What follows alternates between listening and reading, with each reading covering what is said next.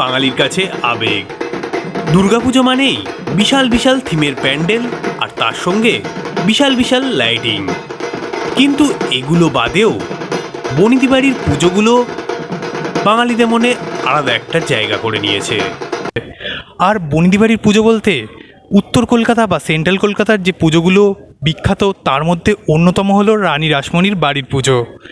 আজকে আমি এসেছি রানী রাসমণির বাড়ি পুজো দেখাতে তোমাদের। 2024-এর সপ্তমী আজ, কিন্তু তিথি অনুযায়ী অলরেডি অষ্টমী পড়ে গিয়েছে।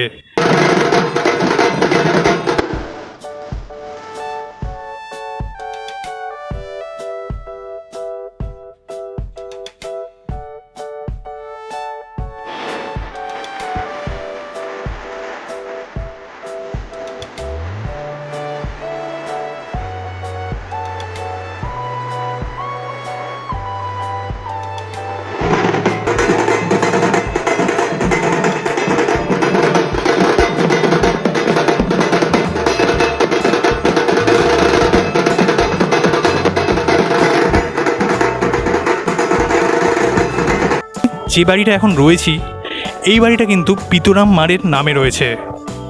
বনিদি বাড়ির দুর্গাপুজো ঘুরে দেখাচ্ছি, সঙ্গে থেকো। আমি শানু, তোমরা দেখছো দুরন্ত শানু। এখন আপনারা স্ক্রিনে যে পুজোটা দেখছেন সেটি চৌধুরী পরিবারের পুজো। আপনাদের মনে হয়তো অনেকেরই কৌতূহল জন্মাতে পারে যে রানী রাসমণির স্বামীর টাইটেল ছিল দাস, তাহলে চৌধুরী কেন? এছাড়া আরও একটি প্রশ্ন জাগতেই পারে যে এগুলোকে রানী রাসমণির পুজোই বা বলা হয় কেন?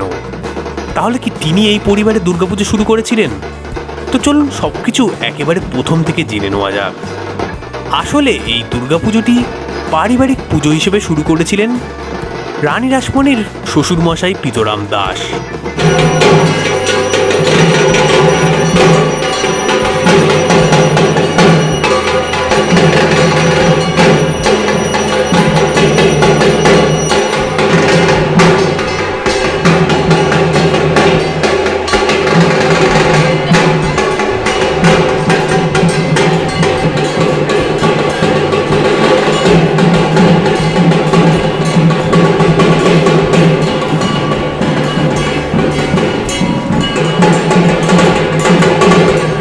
দু 2024-এর সপ্তমী আজ, কিন্তু তিথি অনুযায়ী অলরেডি অষ্টমী পড়ে গিয়েছে। সপ্তমী সকালবেলা ছেড়ে গিয়েছে আর অষ্টমী পড়ে গিয়েছে, তাই কয়েক জায়গায় কিন্তু অলরেডি অষ্টমীর পুজো শুরুও হয়ে গিয়েছে।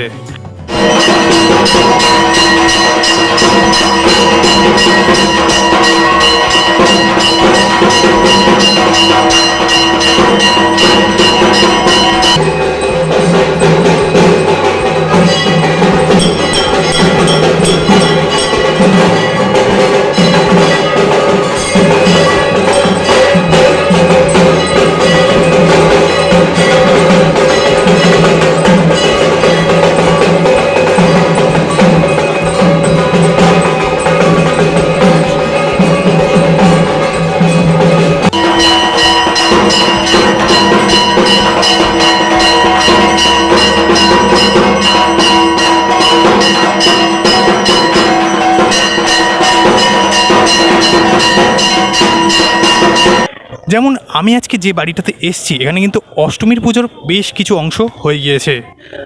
এছাড়াও এখানে বলির যে হাঁড়ি কাঠ সেটা কিন্তু এই বাড়িতে আমি দেখতে পাচ্ছি না, তবে রানী রাসমণির যে আরও যে বাড়িগুলো রয়েছে সেখানে কিন্তু বলির ব্যবস্থা রয়েছে।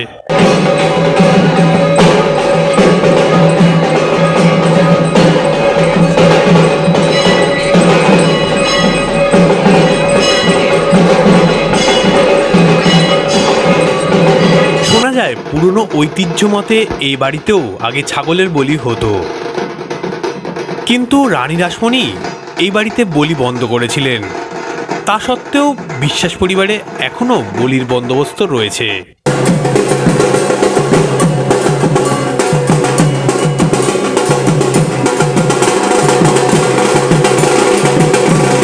সালটা ছিল 1793।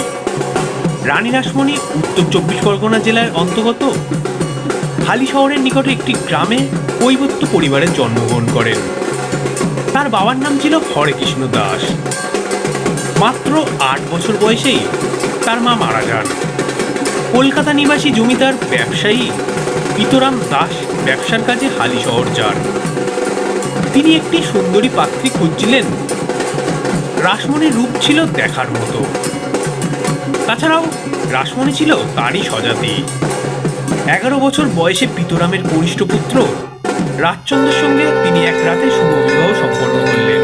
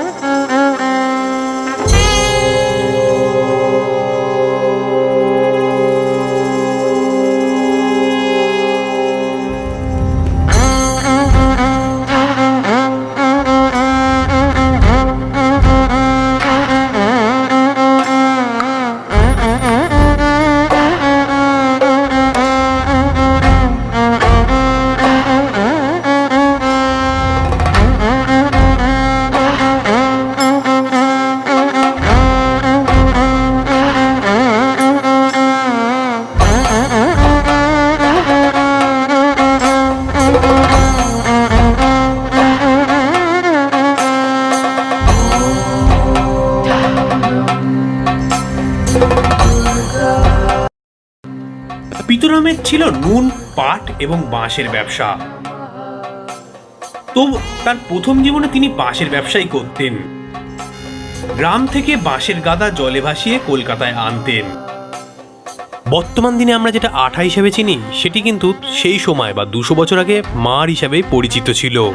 আর এই আঠা থেকে মন্ড এবং এই মন্ড থেকে কাগজ তৈরি করা হতো, আর এই ব্যবসাটা করতো পিতরাম মাড়। আর এর থেকে তিনি মাড় উপাধি পান।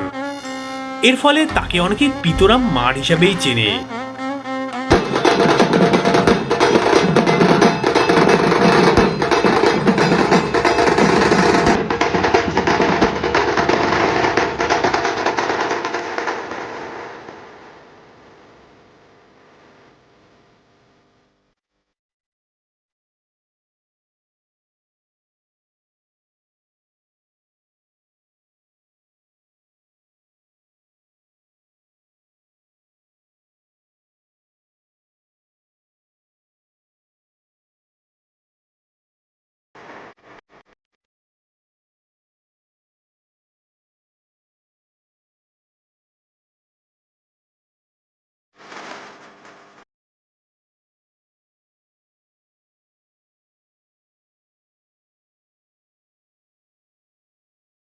দু 2024-এর দুর্গাপুজোটা একটু অদ্ভুতভাবেই পড়েছিল।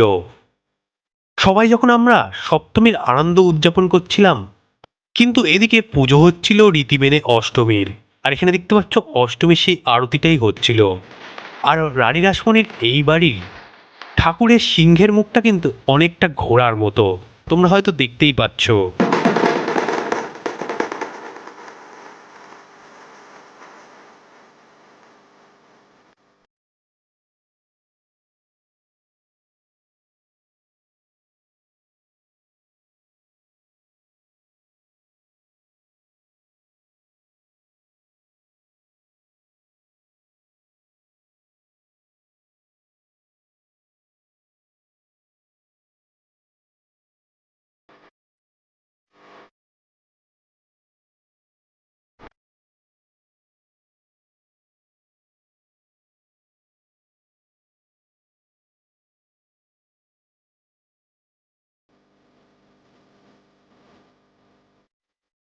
রানী রাসমণি ছিলেন বাবু রাজচন্দ্র দাসের তৃতীয় পক্ষের স্ত্রী। রাজচন্দ্রের 2 স্ত্রী মারা গেলে তিনি রাসমণিকে বিয়ে করেন। পিতরামের ছিল 2 পুত্র, এক হরচন্দ্র ও রাজচন্দ্র। পিতরামের বেঁচে থাকাকালীনই হরচন্দ্রের মৃত্যু হয়েছিল। তাই পিতুরামের মৃত্যুর পর রাজচন্দ্রই সমস্ত সম্পত্তির অধিকারী হন। রানী রাসমণির প্রথম অবদান হল কলকাতার গঙ্গার তীরের বাবুঘাট। তার অনুরোধেই রাজচন্দ্র এই ঘাটটি বাঁধিয়ে দিয়েছিলেন। যানবাজার থেকে ঘাট পর্যন্ত রাস্তাও তিনি তৈরি করেছিলেন। রাস্তার নাম দেওয়া হয় বাবু রোড। রাজচন্দ্র ছিলেন উদারপন্থী এবং বিদ্যা উৎসাহী। সতীদাহ প্রথা রোধে রামমোহন রায়ের আন্দোলনে তিনি সঙ্গী ছিলেন। হিন্দু কলেজ প্রতিষ্ঠার সময়ও তিনি নানাভাবে সাহায্য করেছিলেন। রাজচন্দ্রের মৃত্যুর পর তার সমাজসেবামূলক কাজকে আরও এগিয়ে নিয়ে যান রানী রাসমণি। আর এখান থেকেই রানী রাসমণি খ্যাতি ও প্রসিদ্ধি লাভ করে।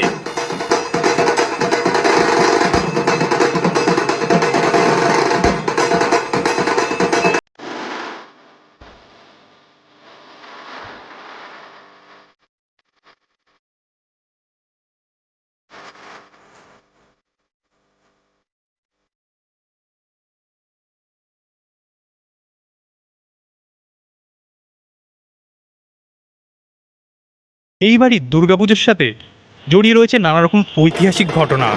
এবং এই বাবুঘাটেই প্রত্যেক বছর সপ্তমীর দিন কলাবউ স্নান করানো হতো ঢাক ঢোল বাজিয়ে। আর যেহেতু সেই সময় ইংরেজদের শাসন ছিল, যেহেতু সপ্তমীর দিন খুব ভোর ভোর এই কলাবউ স্নান করার রীতিটা প্রচলন ছিল, তাই জন্য ইংরেজদের ঘুমে খুবই ব্যাঘাত হতো। এবং এর ফলে তারা রানী রাসমণিকে জব্দ করার জন্য যে এই রাস্তা দিয়ে কলাবউ স্নান করতে নিয়ে যাওয়া ওর নিষেধাজ্ঞা জারি করলো। আর এর ফলে রানীমা রেগে গিয়ে ইংরেজদেরই যাতায়াত বন্ধ করে দিলেন, কারণ এই রাস্তাটি তার স্বামী রাজচন্দ্র দাস তৈরি করেছিলেন। তিনি এতটাই তেজস্বিনী ছিলেন যে তিনি ইংরেজদের বিরুদ্ধে লড়াই করার ক্ষমতা রাখতেন।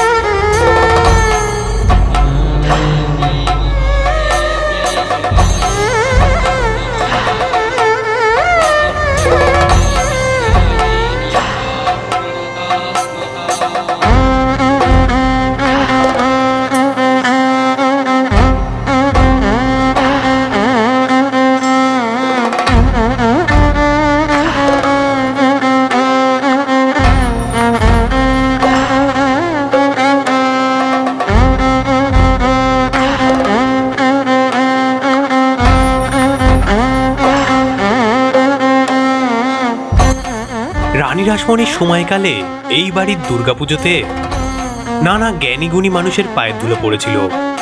তার মধ্যে অন্যতম হল ঈশ্বরচন্দ্র বিদ্যাসাগর এবং রামকৃষ্ণ। এমনকি রামকৃষ্ণ এখানে মায়ের পুজোও করেছিলেন। এখন তোমরা যে ঘরটা দেখতে পাচ্ছ, এটা রানীমার কাছারি ঘর ছিল। আর এই টেবিলটাতেই রানীমা বসতেন। যদিও বা আগের মতো সেই চাকচিক্য বা গরিমা কোনোটাই নেই।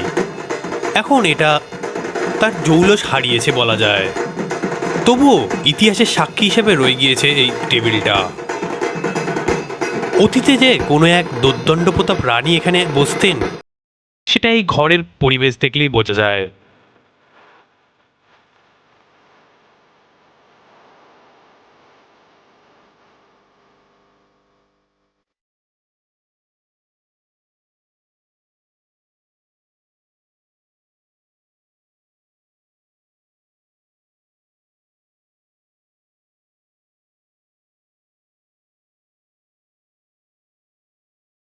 রানী রাসমণি ও রাজচন্দ্রের কোনো পুত্র সন্তান ছিল না।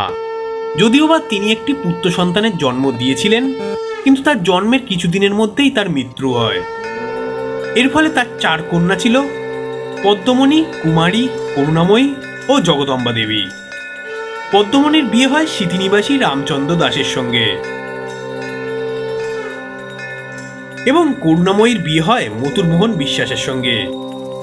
বিয়ের 2 বছরের মধ্যেই করুণাময়ীর মৃত্যু হলে রানী রাসমণি তার ছোট মেয়ে জগদম্বার সঙ্গে তার জামাই মথুরামোহন বিশ্বাসের দ্বিতীয়বার বিয়ে দেন।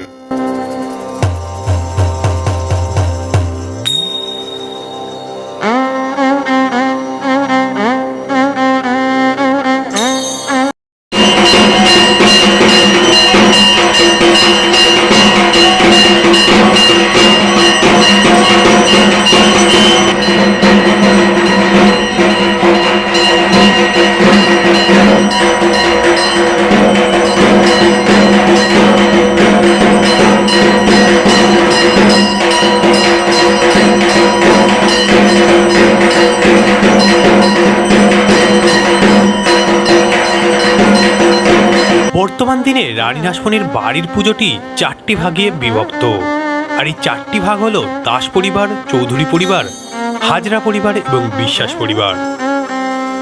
তবে বর্তমানে যে জায়গায় হাজরা পরিবার রয়েছে সেটি কিন্তু পূর্বে বিশ্বাস পরিবারেরই জায়গা ছিল।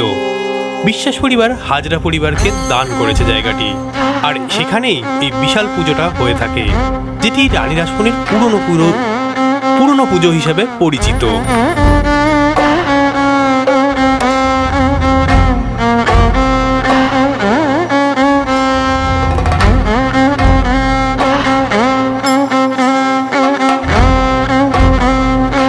দেখো, তোমরা হয়তো ভাবছো একটা বাড়িতে 3টে পুজো কেন?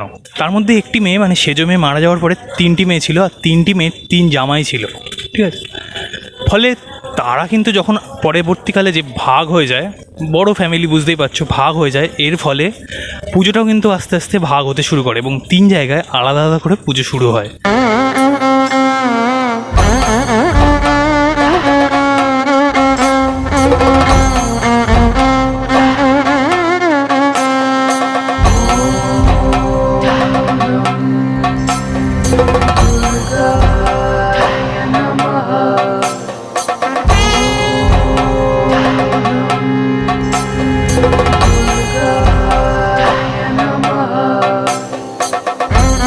আর এই হাজরা বাড়িতে দেখতে পাচ্ছ কুমারী পূজাও হয় অষ্টমীর শেষে।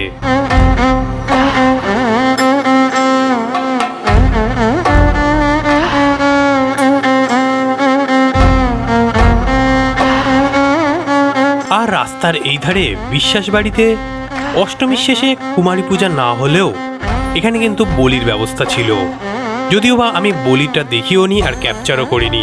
আমি সেই সময় চলে গিয়েছিলাম বাগবাজার এবং ম্যাডক স্কোয়ারে। সেই ভিডিওটাও বা ব্লগটা আমি খুব শিগগিরই ছেড়ে দেবো। ঠাকুরটার দিকটা সেইভাবেই বর্ণনা করা আছে, এই ঠাকুরটা যে বর্ণনা আছে সেইভাবেই করে আছে। আচ্ছা আচ্ছা। আর ঠাকুরের রং টং স্বাস্থ্যসম্মত সব। আচ্ছা আচ্ছা, এই পুজোটা তো এখানেই, মানে এই পুজোটা এখানেই শুরু হয়েছে? হ্যাঁ, রানীবার পুজো এখানেই হয়, মানে অন্য জায়গায় হয়। হ্যাঁ, না মানে রানী রাসমণির বিয়ের আগেও এখানে ঠাকুর বাড়ি, এটা হ্যাঁ। এখানকার ঠাকুর বাড়ি। এখান থেকে দক্ষিণেশ্বর মন্দির, ব্যারাকপুরের মন্দির সব তৈরি হয়েছে। আচ্ছা আচ্ছা। আর সব করে এই পুজোটার মোটামুটি বয়স কিরম হবে তো? 250 বছর, 230 বছর। প্রায় আনুমানিক 250 বছর। আর বিসর্জনের ব্যাপারটা যদি একটু বলেন। যে বিসর্জন ধরুন, আমার বিসর্জন আজ আমার 4 দিনই পুজো হতো, এবার 3 দিন হয়েছে। আমরা ঠাকুরটাকে 4 দিনই পুজো করবো। আচ্ছা আচ্ছা পুজো টুজো সব হবে, আচ্ছা আচ্ছা। কিন্তু ভাষাটা নবমীর রাত পেরোলেই ঢাকে বিদায়ের বল।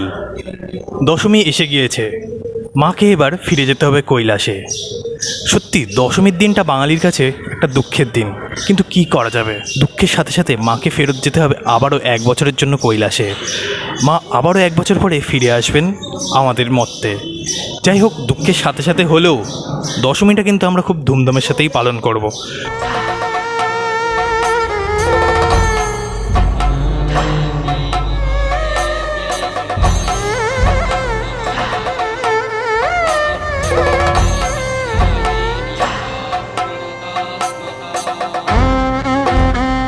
রানী রাসমণি এবং তার স্বামী রাজচন্দ্র দাসের কোনো পুত্র সন্তান ছিল না, যদিও বা শেষ সময় একটি পুত্র সন্তান জন্মালেও সেটি কয়েকদিনের মাথায় মারা যায়। তাদের 4টি কন্যা সন্তান ছিল, তারা যথাক্রমে পদ্মামণি, কুমারী, করুণাময়ী এবং জগদম্বা দেবী।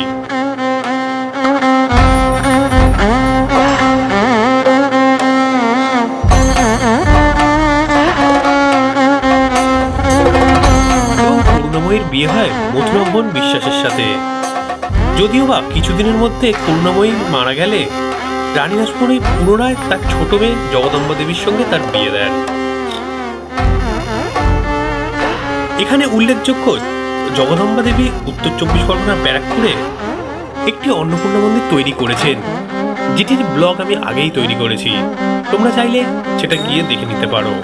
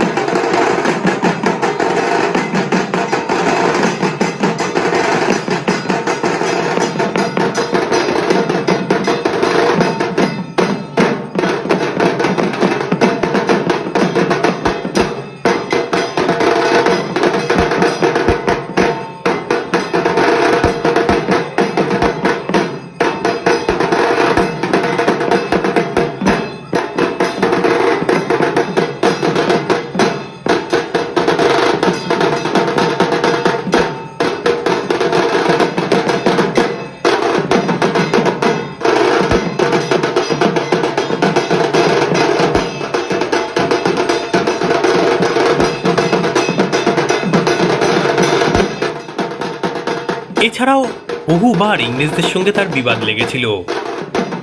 তার মধ্যে অন্যতম হল পূর্ব গঙ্গায় মাছ ধরতে কোনো কর দিতে হতো না এর আগে, কিন্তু সরকার জেলেদের উপর জলকর বসালে গরিব জেলেরা খুব অসুবিধায় পড়লেন এবং তখন তারা রানী রাসমণিকে এসে জানালেন। রানী রাসমণি কাশীপুর থেকে মেটিয়াবুরুজ পর্যন্ত গঙ্গা বার্ষিক 10,000 টাকায় ইজারা নিলেন এবং কর্মচারীদের নির্দেশ দিলেন যে জেলেদের নৌকো দিয়ে পুরো যাতায়াতের রাস্তাটি বন্ধ করে দিতে, যাতে কোনো জাহাজ বা স্টিমার বা নৌকা যাতায়াত না করতে পারে। এর ফলে ইংরেজ পুলিশরা তাকে কৈফিয়ত তলব করল। রানী রাসমণি উত্তরও দিলেন, জাহাজ ইত্যাদি চলাচল করলে তার মাছ নষ্ট হয়, পুলিশ জোর করে পথ খুলে দিলে তিনি মামলা জুড়ে দিলেন। এ ব্যাপারে তার প্রচুর খরচা হলেও শেষ পর্যন্ত সরকার জলকর তুলে নিতে বাধ্য হয়েছিল এবং এর থেকেই বোঝা যায় সেই সময়েও ইংরেজ পরাধীন থাকা সত্ত্বেও রানী রাসমণি কতটা দাপটের সাথে তার প্রজাদের তিনি রক্ষা করতেন। এই জন্যেই বর্তমান দিনে তার স্বামী বা তার শ্বশুরের থেকে তিনি এতটা বেশি প্রসিদ্ধি লাভ করেছেন। আর এই জন্যই এই সকল বাড়ি এবং পুজোকে সব কিছুই তার স্বামী বা তার শ্বশুরের নাম না হয়ে তার নামেই নামকরণ হয়েছে এবং এই পুজোগুলোকে রানী রাসমণির পুজো হিসাবে চিহ্নিত করা হয়।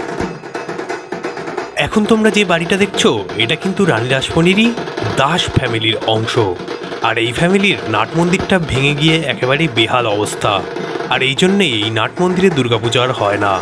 তার জন্যই এই বাড়ির পুজোতে বাইরের মানুষকে অ্যালাউ করা হয় না। এই বাড়ির পুজো দোতলাতেই হয়ে থাকে, আর দেখতেই পাচ্ছ প্রতিমাটি নিচে নামিয়ে আনা হয়েছে দশমীর দিন।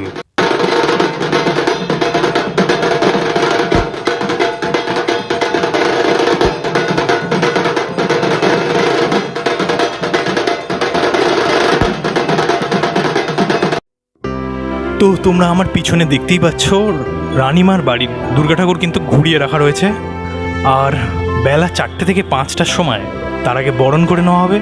বরণ করার পরে নিয়ে যাওয়া হবে বাবুঘাটে বিসর্জনের জন্য।